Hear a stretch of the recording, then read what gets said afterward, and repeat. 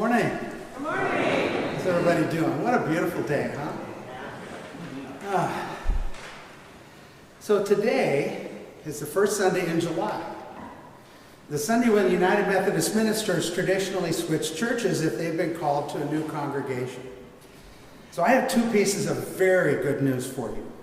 First, I am not your new pastor.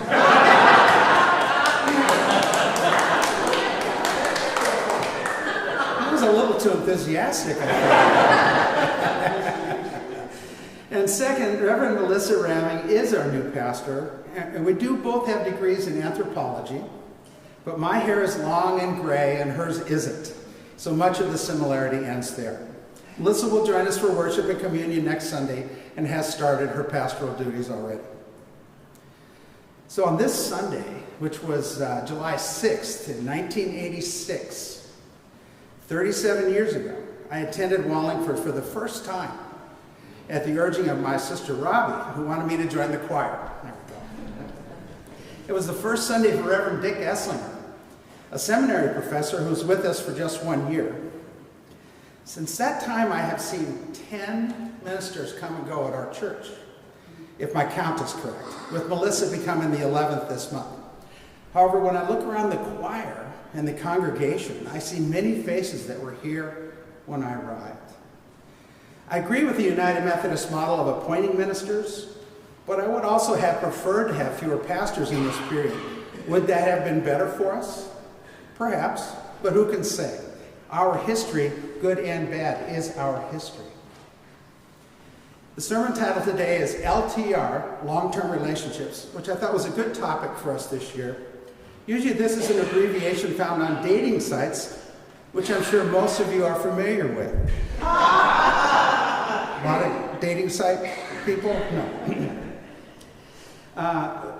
But let's apply it a little differently. Change and loss, while constant, can still require a lot of energy and effort. When we became open and affirming in 1983, we lost about a third of the congregation. It was too much change for some. Later, we were much bigger than we had been, and we were bursting at the seams with new members who were often not welcome in their home congregations. During that time, I thought the one thing we hadn't tried here at Wallingford is being an official dating club, looking for LTR. But then I realized that we spent a long time trying to be a safe place for all genders and sexualities. We've seen many long-term relationships, LTR, blossom right here in this room and in this congregation. In the 80s and 90s, we represented one of the few safe places for LGBTQ plus people to worship and gather. However, we are not primarily a dating service. We are a socially active church that seeks to change the world into a better place through social action. Each of us has our own reasons for being attracted to Wallingford, staying here for a while and possibly moving on when the time comes. This is the natural order of things. Although I confess to have been frustrated by this flow of folks joining our congregation and then moving on. Many of these members and congregants went back to other churches, went to other churches or back to their home churches, or they just left. Churches began to change, to be more welcoming, and I began to think of our members going into the world as an important form of evangelism in which we are engaging. In the same way, while each of our pastors has taught and informed us, we have also informed them.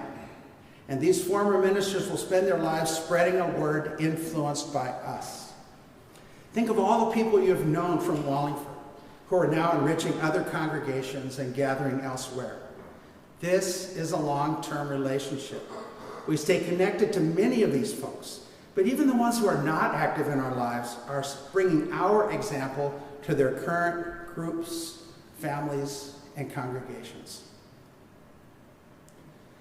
So I like to visualize my life as a string, moving and acting in the world with other threads. Through our behavior, we weave a tapestry of relationships.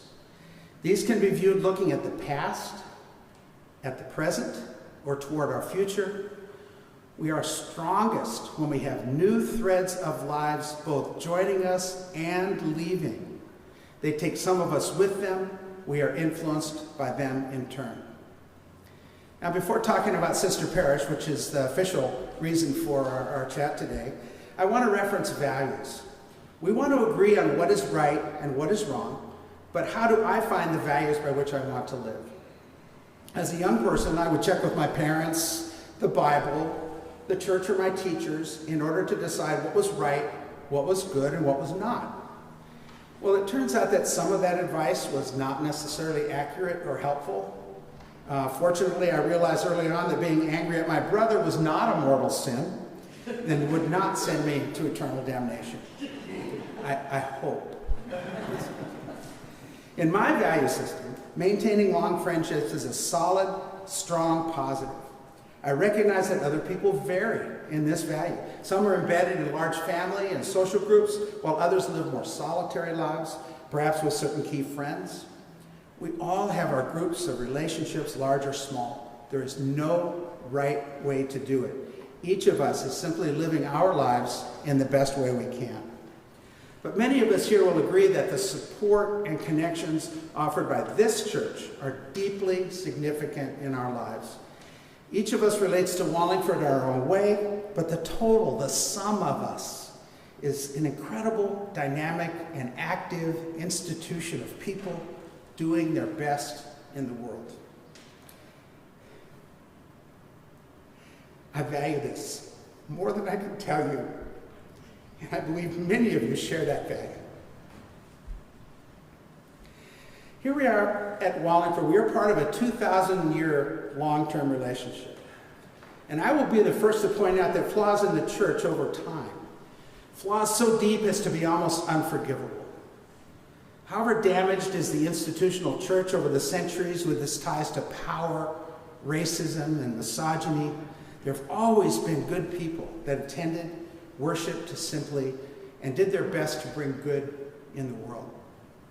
I think it would be accurate to say that our United Methodist Church institution has some challenges facing it. In spite of these issues, the people are still here. Those people whose faces we see every Sunday or who are with us online are still here. We are still good people, and we will continue trying to do good in the world with the help of or in spite of this institution. Now, today's sermon is specifically about our 23-year membership in the Sister Parish organization and our long relationship with the town of Guajila, El Salvador. If you are not familiar with Sister Parish, please join us for a meeting. In fact, we're having one right after church in the adult ed room. We welcome you and are happy to share our experiences. Guajila was established as a town when refugees from a war the United States sponsored came back from camps in Honduras after a long exile. The war was not yet over when they returned. Sister Parish established a linkage between Wallingford United Methodist Church and the town of Guajila, El Salvador. Sister Parish takes delegations from linked churches in the U.S. to communities in El Salvador or Guatemala. While on a delegation, which is designed as a transformative experience for the delegates, we visit both historical sites and the town of Guajila. We stay in people's homes. We have a program which acquaints us with the people of the city, their lives, successes, and struggles. Now, Guajila is much more developed than it used to be. Many people have cell phones, and those phones give them access to the world. Unfortunately, the right-wing politics of other countries is also heavily influencing Central American politics. The Salvadoran police, army pick up anyone they want to pick up and put them in jail as a gang member without trial. This is a very challenging time in El Salvador, much like it is here, but even worse. Now, over the years, Wallingford has had many delegations to El Salvador. 65 different people have gone on delegations. That's more than is in this room. 65 different people. 65 people, with a total of 90 travelers, so 90 trips total. This doesn't include about 10 people who have gone to Guajila on their own. We have sponsored 10 delegations, north to south, from Wallingford to Guajila, and have managed 4 south to north delegations, with the 5th coming in October. Many of our young people's lives and careers have been influenced by delegation trips, and several have returned on their own for visits. In October, we will be bringing 3 Salvadorans here from Guajila, Jose Galdames, Carlos Morales, and Ana Marilu. We're not sure yet who will accompany them, but Jorge, our main contact person, did not get a visa with the U.S. government. Currently, we are raising money to bring them north, and you can contribute on the church website or look for posters or cards with a QR code. In addition, we are planning the time when they are here, which will be 2 weekends and the week in between. So that's Saturday, October 14th to Monday, October 23, late October. Delegates will stay with volunteers at their homes for portions of the delegation. We will have gatherings here at church, and volunteers will drive the delegates on their daily schedules. There will be 2 church services with them and many opportunities to connect. El Dios Viviente, a United Methodist missionary church, is actively participating with us and provided pupusas for our recent fundraising dinner. The Salvadoran delegates will attend at least 1 church service at El Dios, with other gatherings possible. I highly recommend, really highly recommend participating in person with the delegates when they're here. It's an incredible opportunity for us to continue to hold hands across our border. If you have interested friends, my first version was if you have friends, or if you know families with kids, please invite them to our gatherings in October. Everyone will be welcome.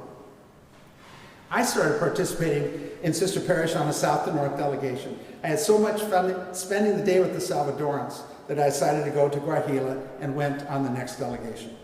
And Windsor, who's here in the back of the room running the PA, he was on that delegation growing up in our church. Hi, Windsor. Thank you so much.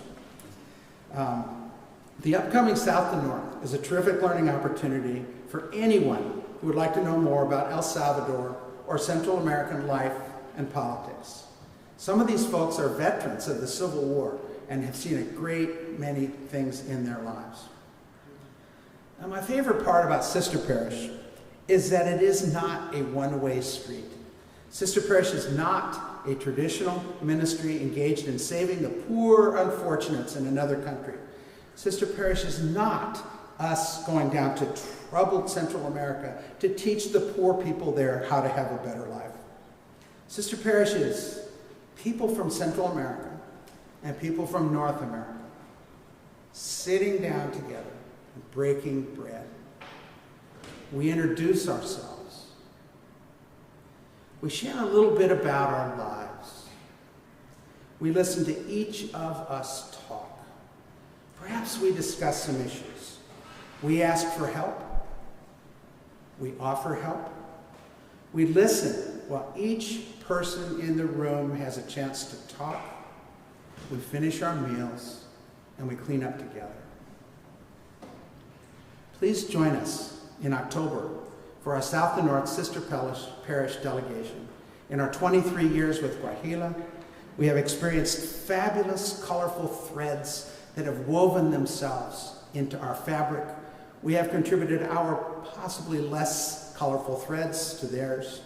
These threads become the wall hangings of our lives. These tapestries bind us.